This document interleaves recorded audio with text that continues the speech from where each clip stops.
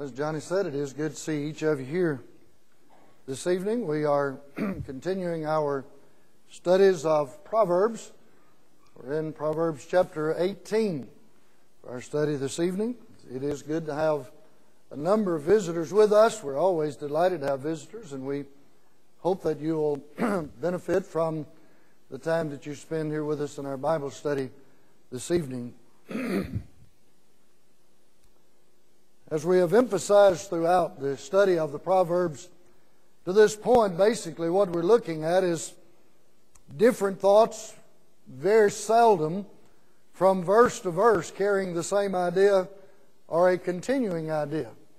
Occasionally there will be a couple of verses that will be somewhat of contrast or comparison one to the other, but for the most part each verse is a statement, a proverb in and of itself that teaches a great lesson to us as children of God to help us better understand what it means to serve God.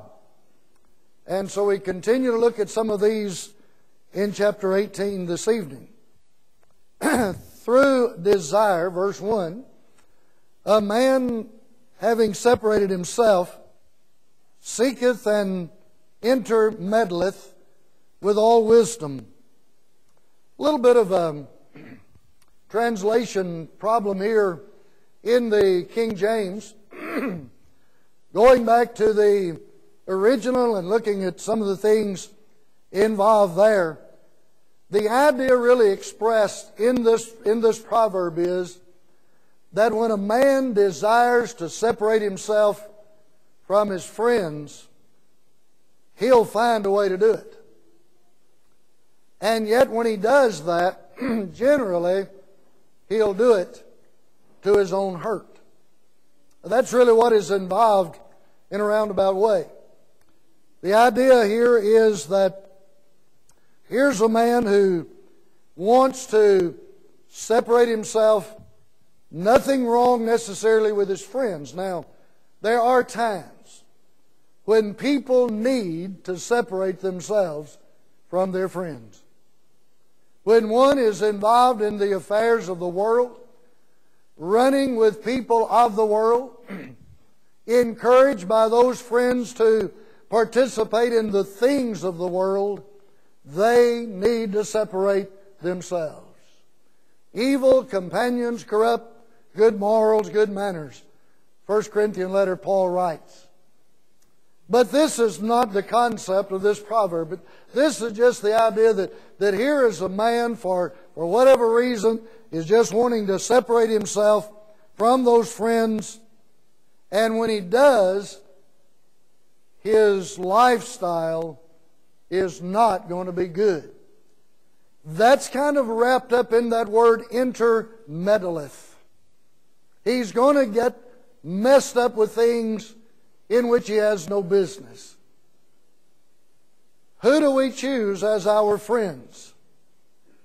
People who will help us and encourage us to get to heaven? Or people who will discourage us and hinder us in getting to heaven?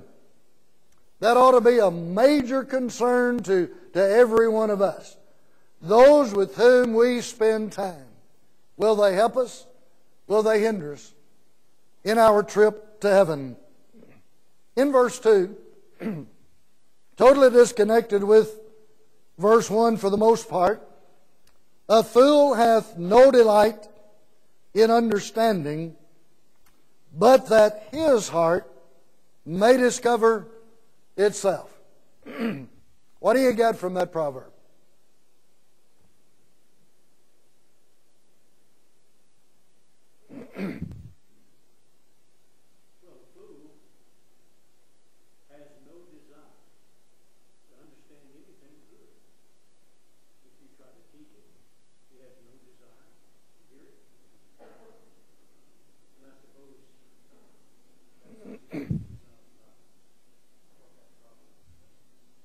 Look at that last phrase. But that his heart. What is the fool's desire? That his heart be discovered or discover itself. The idea involved here could be summed up in the word self-display. Here's a man who wants to display himself. He wants his heart to be the one that is uncovered or discovered in that regard. He doesn't want to pay attention to anybody else. He's not interested in a true understanding. That's not where his delight is. Now, in view of the studies that we've been doing on Sunday morning, for those in that class, go back to Psalm 1 just a moment. Blessed is the man that walketh not in the counsel of the ungodly, nor standeth in the way of sinners, nor sitteth in the seat of the scornful. But his delight is where? In the law of the Lord. It's not in his own heart. It's not in what he thinks about things. His delight is in the law of the Lord. That's the blessed man. This man, according to the statement in verse 2, is a fool. He's not interested in the law of the Lord. He's not interested in understanding. He's just interested that his heart, his thoughts, his opinions be uncovered or discovered, as the case may be. So he's interested in himself, wants to express his own opinion in that regard. In verse 3, you have three companions of wickedness spelled out. When the wicked cometh, then cometh what? Contempt with what? Dishonor. And what else? Disgrace or reproach. Wickedness has those things as companions. Dishonor, disgrace. Where is there any good thing in wickedness? It's not there. So, pretty much in this one proverb, the writer has summed up what is involved in wickedness and the end result. Dishonor, disgrace. In verse 4, the words of a man's mouth are as deep waters, and the wellspring of wisdom as a flowing brook. Here's a major contrast. As you read through the Old Testament, and we could give you a verse or two, just one verse, for example, Ecclesiastes chapter 7, verse 24, I believe it is.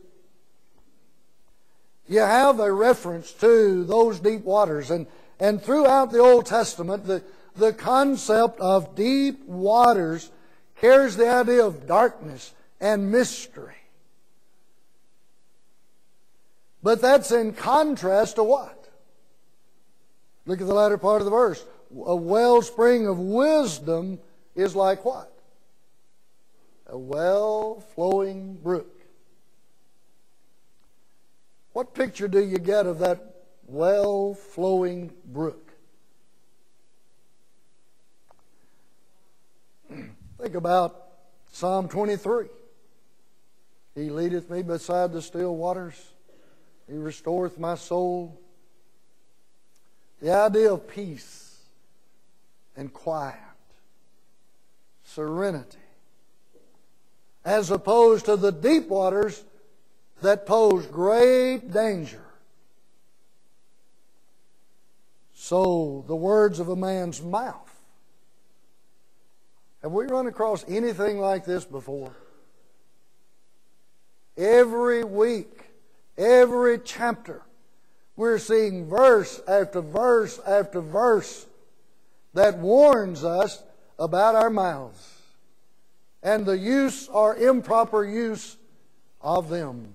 Well, here's just another occasion of that same kind of thing being found. So, Jesus in John chapter 7, verse 37-38, maybe had in mind this proverb when he made the statements that he did in that regard. We're not going to take the time to go there. Verse 5, it is not good to accept the person of the wicked, to overthrow the righteous in judgment. It's not good. When God says that a thing is not good, how should we respond to that? Except it is not good. If God says it's not good, we should not look on it as being good. Is it possible that we could get things confused? What's good and what's not good? Didn't Isaiah write about the people of his day? In that regard, they called good evil and evil good. They had gotten so confused, so messed up in their thinking, that they didn't know good from evil. It's possible to do that. But in this particular proverb, he's simply saying that to show favor to the wicked man, or, on the other hand, to deprive the righteous of justice, is not good. What are we trying to establish in these proverbs? How to please God. How to be more faithful children of God. These proverbs, in many cases, just deal with what we might think of as some of the little details of the Christian life. But are there any really little details to the Christian life? No, there are no little details. If it is important for me to be a faithful child of God, it is a major detail. Something that I need to adhere to. And so, while this may not seem to be such a big thing in our own thinking, yet God spells it out for us as something that is not good. Verse 6. Again, we see something about the mouth, the lips, the tongue. We see this over and over and over again. A fool's lips enter into contention, and his mouth calleth for strokes. Occasionally, you can look at other translations and find some interesting thoughts on some of these proverbs. This is one that I found very interesting. One of the Good News Bibles that American Bible Society put out worded the first phrase of this: when some fool starts an argument, he's asking for a beating. That's the way they translate this verse. The New English Bible: when a stupid man talks, contention follows. Now, you think about that. I mean, that's just getting it right down in our language, isn't it? And so, you think about a fool's lips enter contention, his mouth calleth for strokes. When I see the latter part of that, the mouth of a fool calls for strokes. You think about the words of the mob. When Jesus was brought before Pilate, Pilate was in some way at least initially trying to, make this thing work where he wouldn't have to turn the Lord over to them. What were their mouths constantly saying over and over and over again? Crucify him! Crucify him! What were they calling for? Strokes. Words of a fool.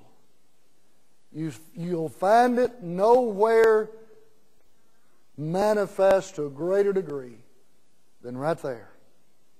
The words of a fool. And then you think about our Lord when He was on that cross. What did He say about those fools? Father, forgive them, for they know not what they do. And so we need to think about what we say as well as how we say it. Verse 7, a fool's mouth is his destruction, and his lips are the snare of the soul. Take your Bibles and turn to James 3 just a minute. James 3 is probably one of the best commentaries on this particular proverb. In that chapter, James talks about the improper use of the tongue, but he gives several descriptive phrases relative to the tongue, or what the tongue can do, or what is involved in the tongue. What are some of the phrases that he uses out of James chapter 3? What? All right. What verse is that one? Verse 6. Read it.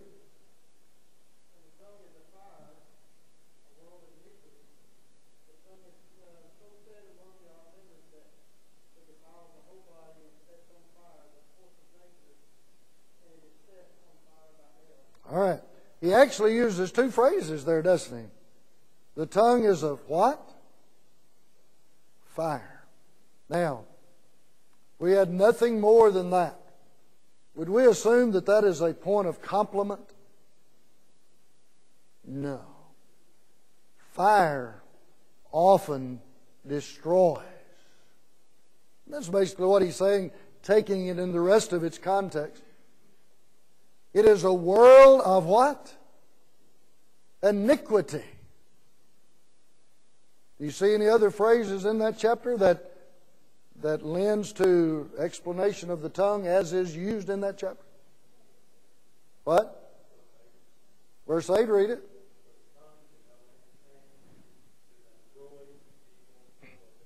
It is an unruly evil, full of deadly poison. Now, there are other phrases in chapter 3. World of iniquity, fire, set on fire of hell, unruly evil, full of deadly poison. What's the answer to that? James chapter 3. What is the answer to that little instrument that can be so damaging in life?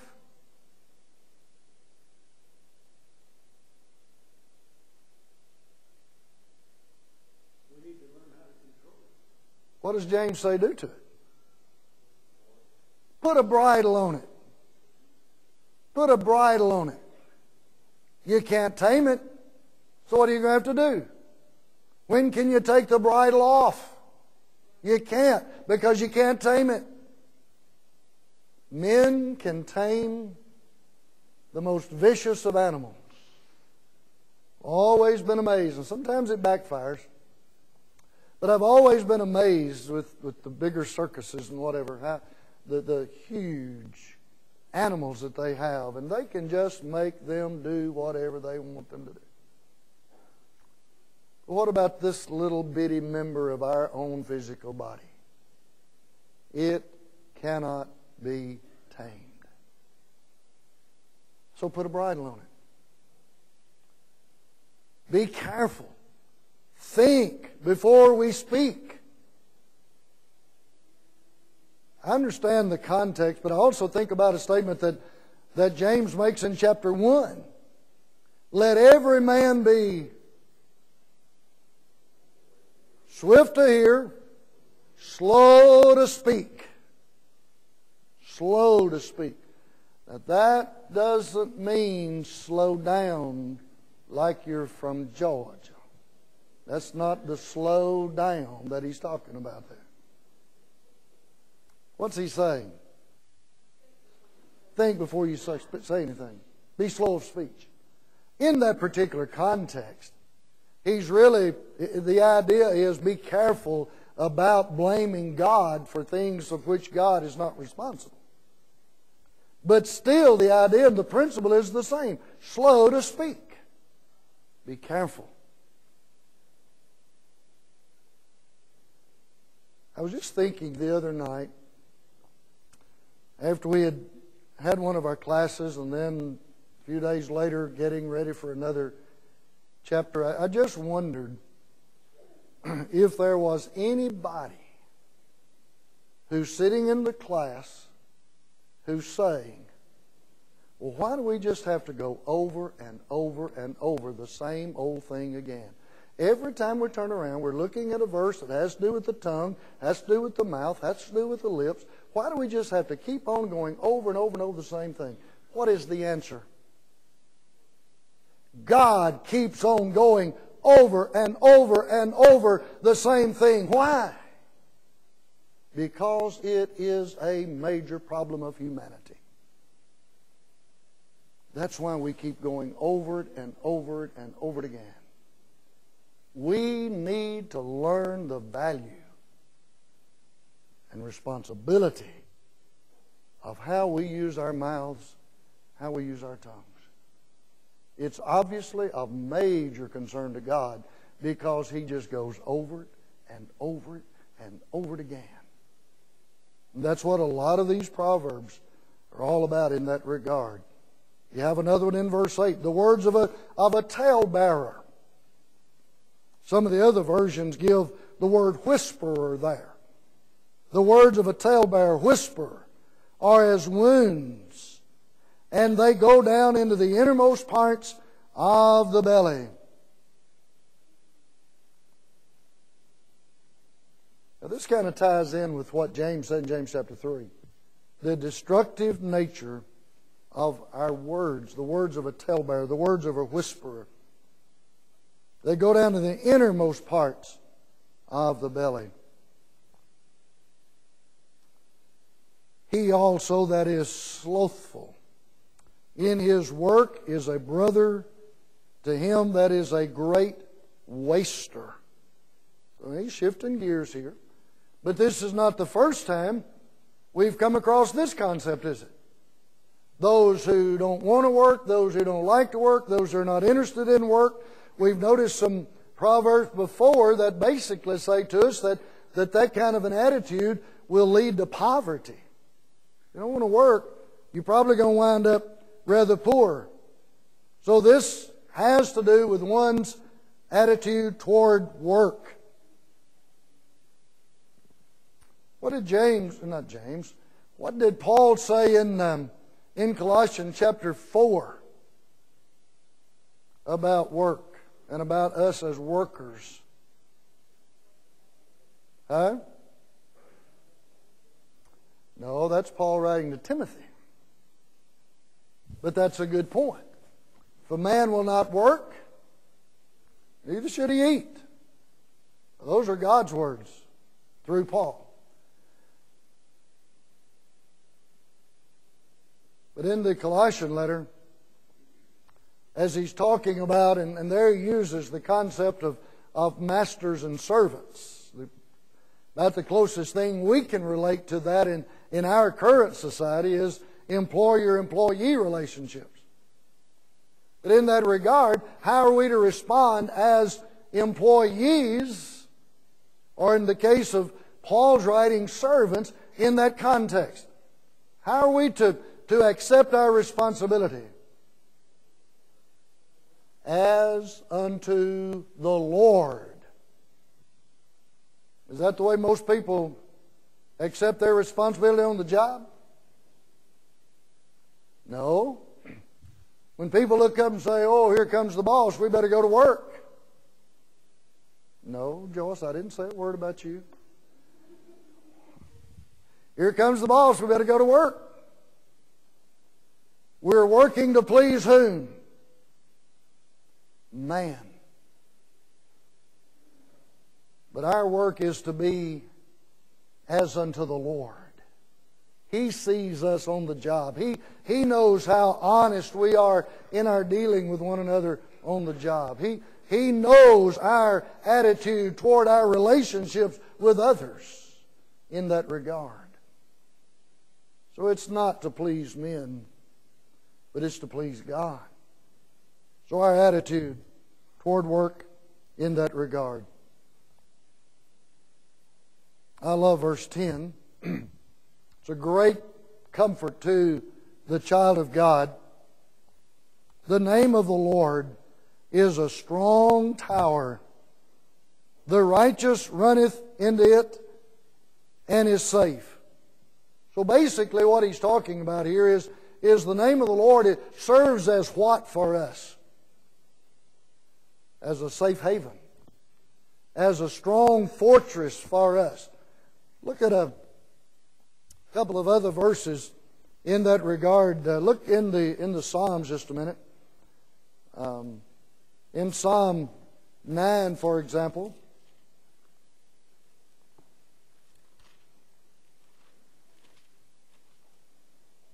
And in verse 9, the Lord also will be a refuge for the oppressed, a refuge in times of trouble.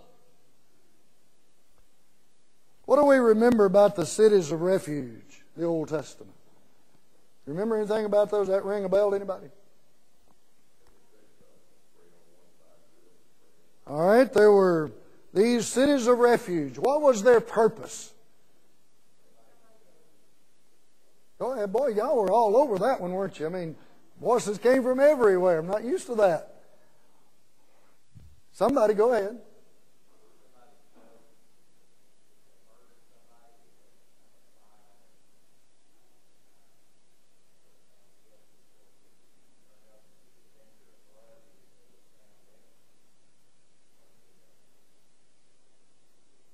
But they were basically to serve as a place of refuge for one who had slain someone innocently.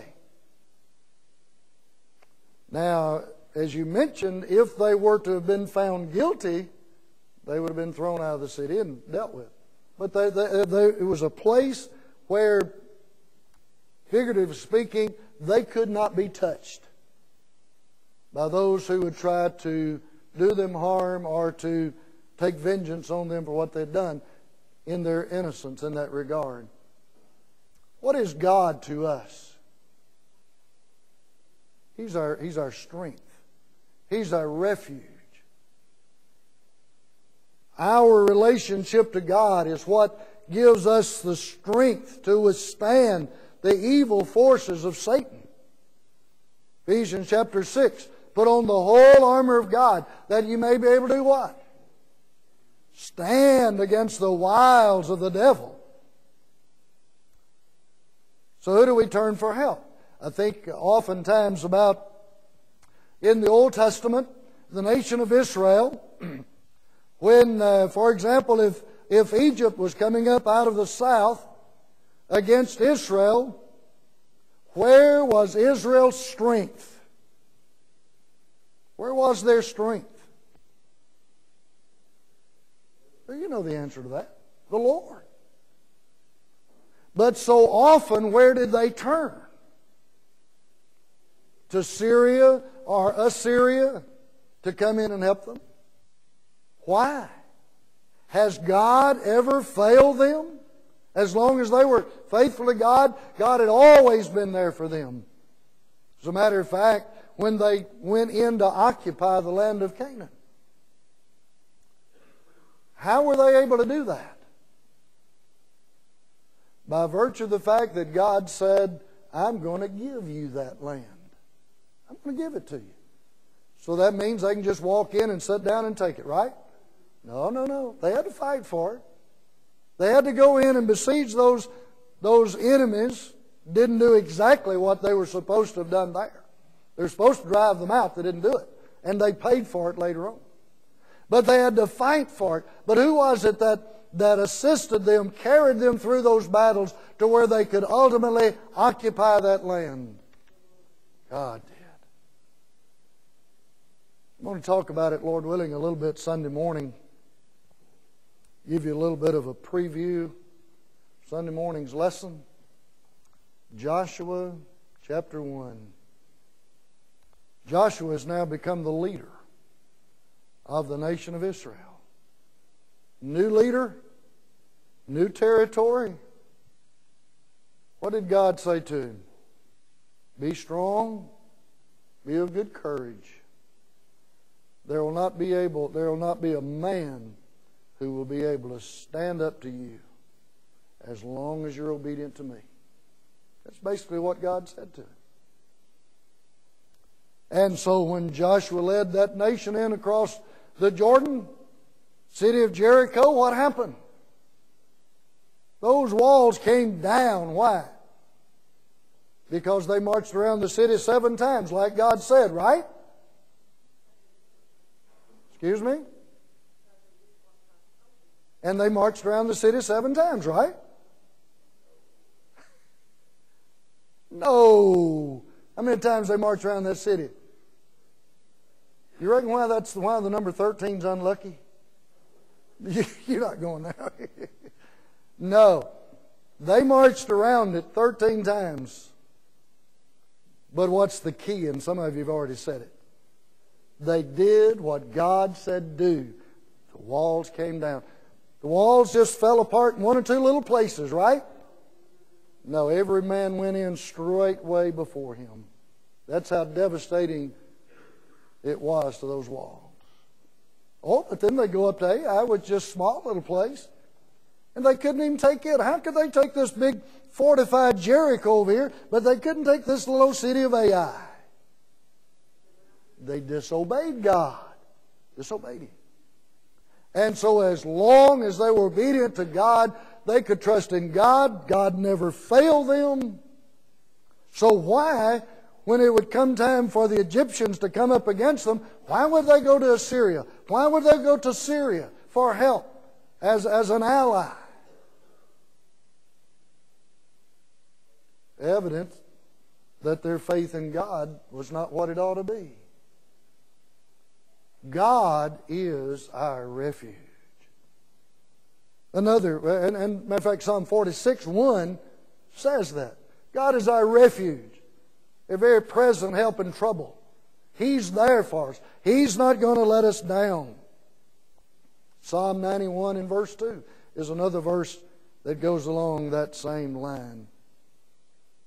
Verse 11, the rich man's wealth is his strong city, and as an high wall in his own conceit. What is this man trusting in?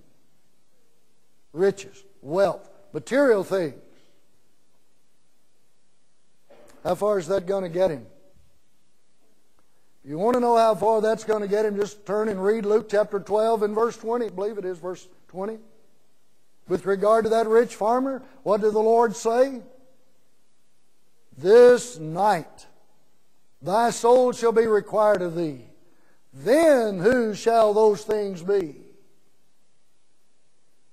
Those who put their confidence, their trust, try to have riches, material things as their refuge as opposed to God, need to understand it will not stand.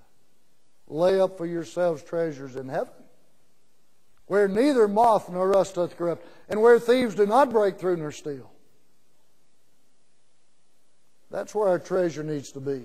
That's where our trust needs to be. That's where our refuge needs to be. God is our present help. He's there for us. He said, I'll never leave you nor forsake you. Verse 12, before destruction, the heart of a man is haughty, and before honor is humility. Back in chapter 16 and in verse 18, you see something very similar to the first part of this proverb. What goes before destruction or fall? Pride. Pride will bring you down sooner or later. Verse 13 is an interesting verse. I'm sure you don't know anybody like this. He that answereth the matter before he heareth it is folly and shame unto him. Who is that person? It's a person who begins to talk about something about which they know nothing. You don't know anybody like that. Oh, maybe you do. Maybe you do. Have you ever had anybody to come up in your presence in the middle of a conversation, hear the latter part of a conversation, and then make a comment about it that has nothing to do with the conversation at all? They're talking about something that they've not heard anything about.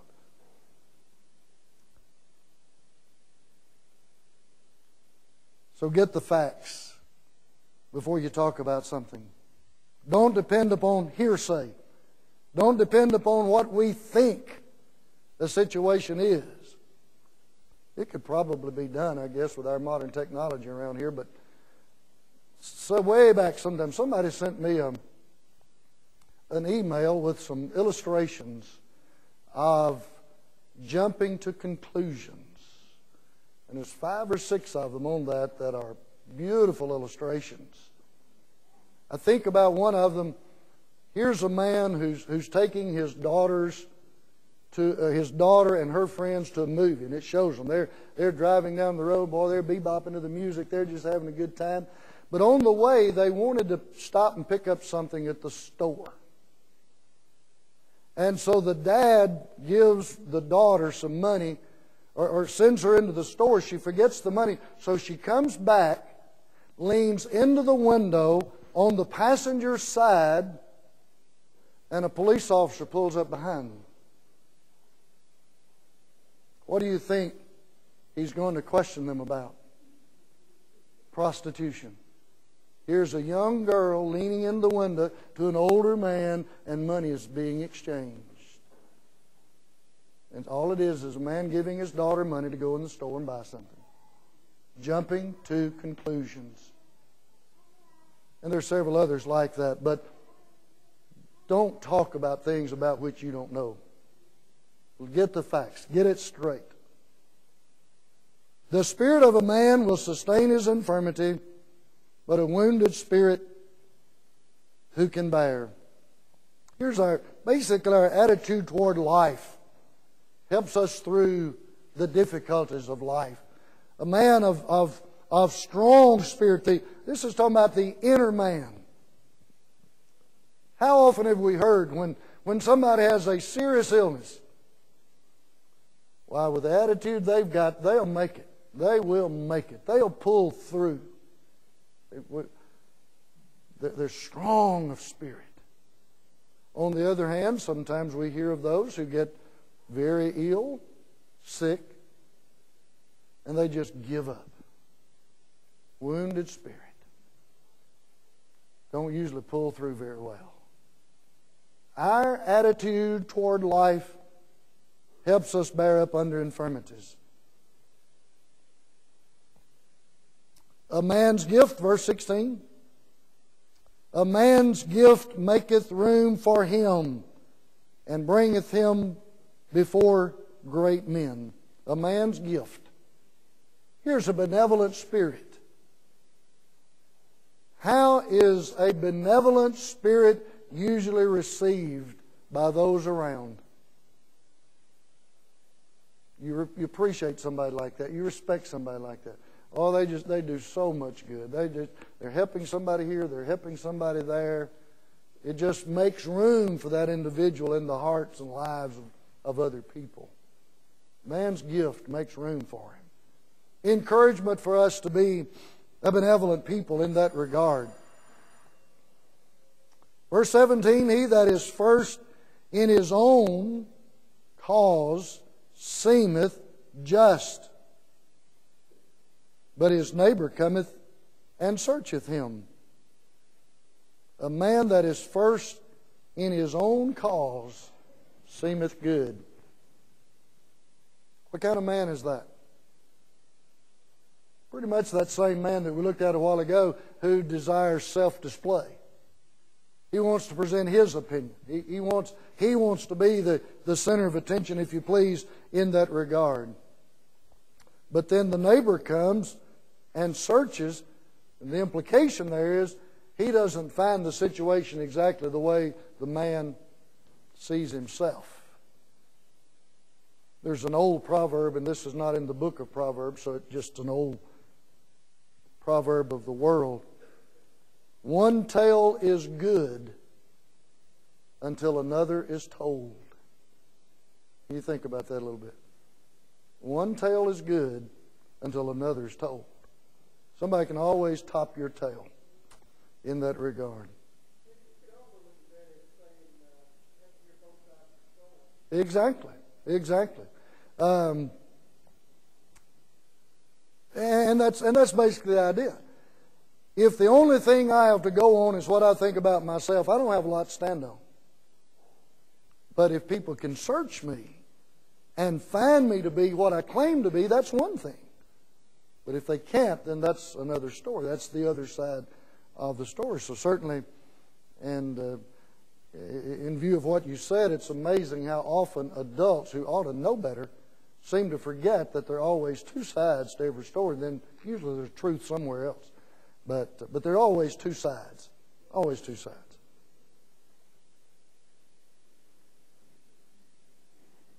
Verse 19, a brother offended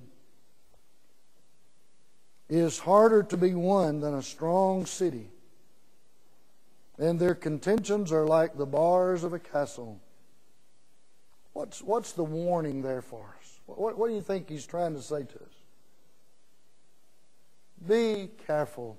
Be careful in your relationships with each other.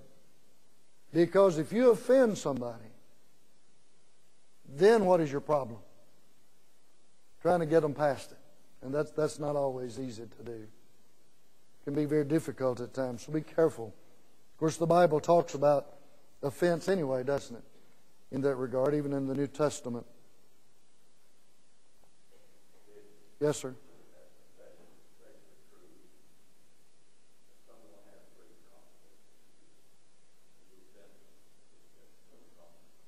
That's right.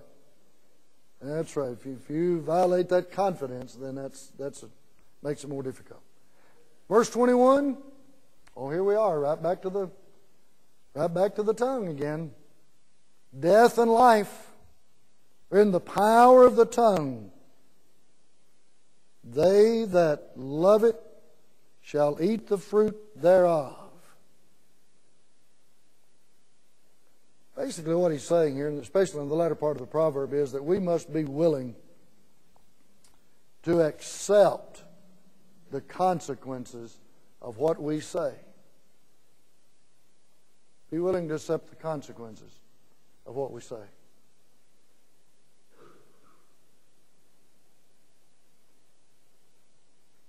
Well, let's skip over verse 22. We don't need to talk about that. Oh, you want to talk about verse 22, do you? Huh? Oh, well.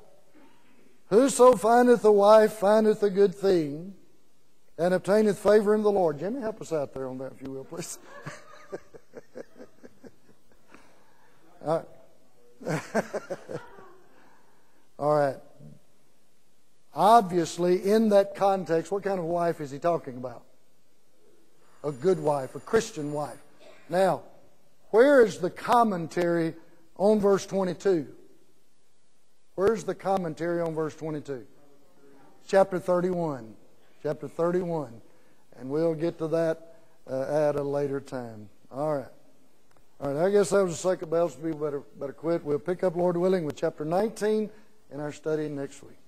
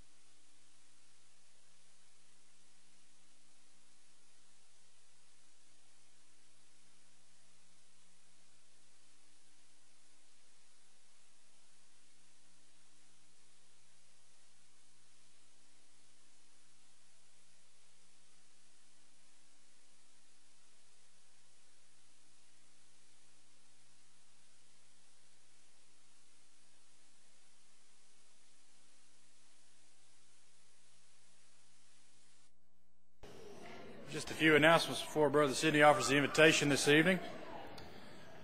Marlene Billieu is home from the hospital, but still requests our